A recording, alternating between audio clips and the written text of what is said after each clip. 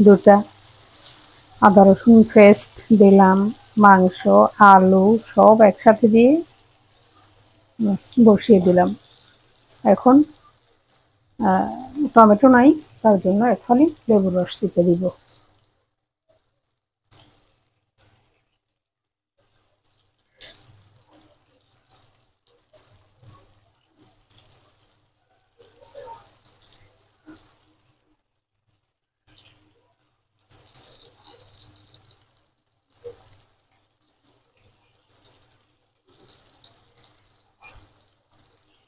লেবুর রসটা দিতে হবে এমন সময় যাতে মাংস, লেবুর আলু, সবজি যেটা দিই আমরা মাছ মাংসের মধ্যে, ওই সবজিটা একটু ভালোভাবে কষানো হয়।